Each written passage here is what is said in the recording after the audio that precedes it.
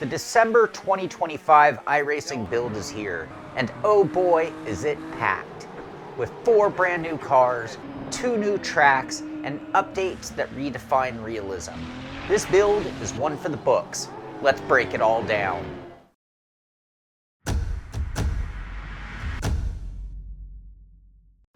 Welcome to the Simpit. I'm Shaun Cole, and right now I am checking out the new content from iRacing, aka the Season 1 2025 build, and it is filled with content. I am having a blast out here just seeing all the new stuff, some of it visual, some of it content, so let's get into it, starting off with these new Gen 3 Supercars.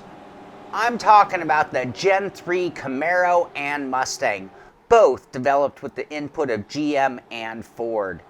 These new Aussie supercars are going to be replacing the old models, but don't worry, these updated versions bring more precise physics, better handling, and a modern touch to one of iRacing's most popular classes.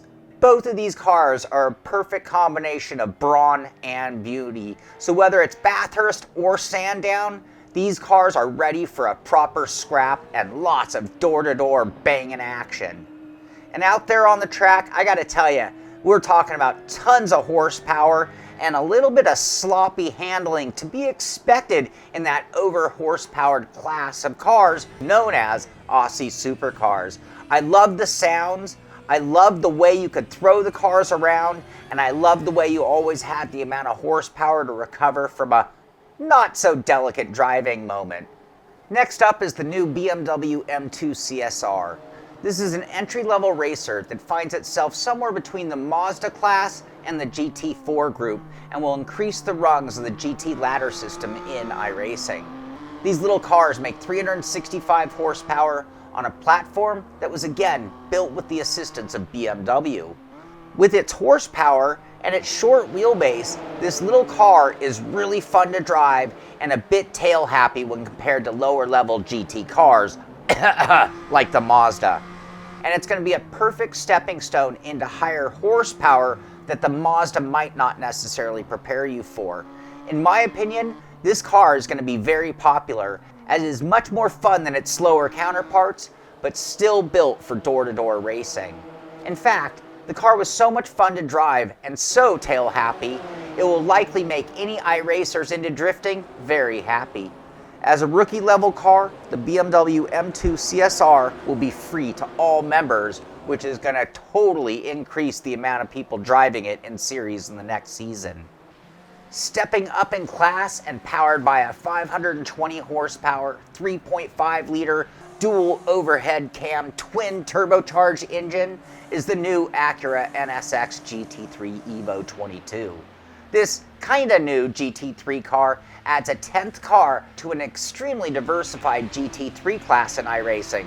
In fact, I think they might even have more makes than real life. I know it definitely covers more years than real life. iRacing worked closely with the teams at HRC, Gradient Racing, and Racer's Edge Motorsport to make this car as close as possible to its real-life counterpart. And from driving it myself, I can tell you the Acura NSX is a handling dream, and it's maybe one of the most sure-footed cars in the entire GT3 group. This is going to make it a great choice for drivers looking to just finish races, and you could almost make the argument that it's cheating compared to some of the more difficult to drive cars in the GT3 class.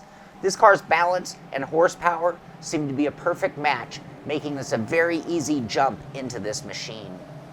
The final new car of the new build is my personal favorite, and that's the new Ferrari 499P. This car, once again, built with input from Ferrari, including a visit to the Ferrari headquarters in Maranello, Italy. It was built in collaboration with real-world development teams and drivers. The 499P is powered by a 671 horsepower twin-turbo hybrid motor matched to a 7-speed gearbox. Weighing it at just 1,120 kilograms, this car is a rocket ship. I mean that in terms of its speed. I also mean that in terms of its handling, and I also mean that in terms of tech and the amount of setup changes that can be made both in the garage and in the cockpit by the driver. This is as good as it gets in the world of closed cockpit cars, and believe me, it is fun to drive. In true Ferrari fashion, this car is one of the best sounding machines on earth and has a very distinct and very loud gearbox whine under braking. The 499P will join the now 16-car Deep Endurance series in a reconfigured, reconstituted Prototype Challenge series. Now, if you have a race car, you're going to need somewhere to run it. In the iRacing Season 1 2025 build, we got two new tracks, one a road course and the other the complete opposite in the form of a tiny dirt oval. Let's start with Thruxton Circuit out of Hampshire, England. In true English form, this is yet another wartime airfield turned into a racetrack. The track, which was built in 1968, circles that airfield still sitting in the middle and is drivable if you break all the rules. Thruxton is known as the fastest circuit in the UK. A lap of Thruxton features just 12 turns in its 2.35 mile length. Thruxton gives off a club track sort of vibe with a fairly basic layout, ridiculous amounts of runoff area, and not a lot of trees or surrounding topography. However, this track is actually host to the British Touring Championships as well as the Superbike Series. Now let me tell you, Thruxton lives up to its name as fast. This place is very fast, with long sweeping corners and some tight doubled up corners to slow you down a bit.